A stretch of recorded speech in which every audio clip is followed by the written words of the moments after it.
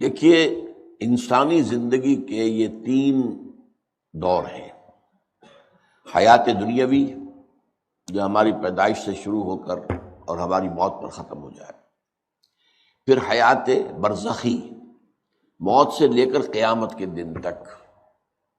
اور پھر حیات اخروی ہے قیامت میں ریزریکشن کے بعد سے وہ زندگی جو ہے جو جنت یا دوزخ کی ہے۔ اس میں ان دونوں زندگیوں کے بارے میں تفصیل سے کوئی بات کرنا بالکل غلط ہے، اور اس سے فتنے پیدا ہوتے ہیں۔ ظاہر بات ہے کہ قبر، جسم تو قبر میں رہتا ہے، اس میں تو کوئی شک ہی نہیں ہے۔ روح کہاں جاتی ہے؟ کیا وہ بھی قبر ہی میں رہتی ہے یا کہیں اور چلی جاتی ہے؟ قرآن مجید میں سجین اور اعلیٰ علیین کا ذکر موجود ہے، لیکن یہ تمام چیزیں متشابہات میں سے ہیں۔ یہ تمام چیزیں قرآن مجید میں سورہ آل عمران کے شروع میں بیان کیا گیا ہے کہ ہم نے یہ کتاب اتاری ہے، اس میں کچھ آیات محکمات ہیں، کچھ متشابہات ہیں۔ وہ متشابہات کا ایگزیکٹ مفہوم جاننا اس وقت ہمارے لیے ممکن نہیں ہے۔ یہ تو جب اس عالم میں ہم پہنچیں گے تو معلوم ہوگا کہ ہاں یہ بات تھی کہ جو قرآن مجید میں اس طور سے کہی گئی تھی۔ لیکن یہ کہ اس وقت جو ہے جتنا کچھ ہمیں حدیث صحیح میں مل جائے یا قرآن میں مل جائے، اس عالم برزخ میں بھی یہ تو ہوتا ہے کہ جو نیک لوگ ہیں انہیں کچھ نہ کچھ جو ہے اثرات اچھے ان پر پڑتے رہتے ہیں، ان کی ارواح پر کہہ لیجئے، اور کچھ جو برے ہیں ان کے اوپر جو آخری انجام ہونا ہے اس کی کچھ ریفلیکشن ہوتی رہتی ہے، جس کو حدیث میں کہا گیا ہے کہ ہر قبر جو ہے وہ یا تو جنت کے باغیچوں میں سے ایک باغیچہ ہے یا دوزخ کے گڑھوں میں سے ایک گڑھا ہے، یا کہیں کہہ دیا جاتا ہے کہ کھڑکی کھول دی جاتی ہے اس میں، یا جنت کی طرف سے کہ ٹھنڈی ہوائیں آئیں، خوشبوئیں آئیں،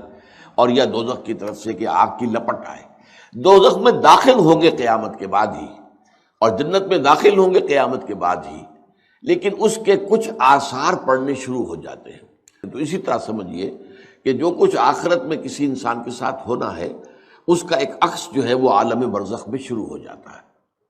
اسی لیے قرآن مجید میں یہ بھی آیا ہے کہ یہ جو آل فرعون تھے یہ صبح و شام جہنم پر پیش کیے جاتے ہیں، اور قیامت کے دن پھر کہہ دیا جائے گا ادخلوا آل فرعون نار، ان کو داخل کر دو آگ کے اندر۔ تو یہ اس حد تک، باقی یہ ہے کہ تفصیل میں جانا، ہاں ایک رائے ہے، یہ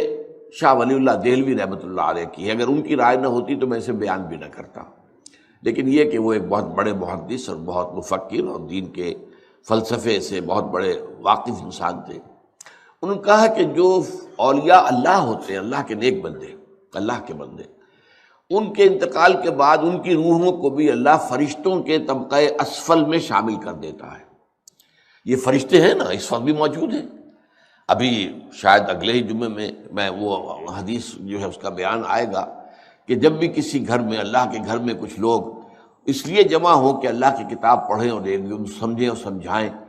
تو ان کے اوپر فرشتے گھیرا ان کا ڈال لیتے ہیں، اور ان پر اللہ کی طرف سے سکینت نازل ہوتی ہے اور رحمت نازل ہوتی ہے، اور اللہ ان کا ذکر کرتا ہے فرشتوں کے پاس، دیکھو میرے بندے، تم کہتے تھے یہ فساد مچائے گا، دیکھو یہ بھی تو ہے نا جو میرے کلام کو پڑھنے کے لیے میرے گھر میں جمع ہے۔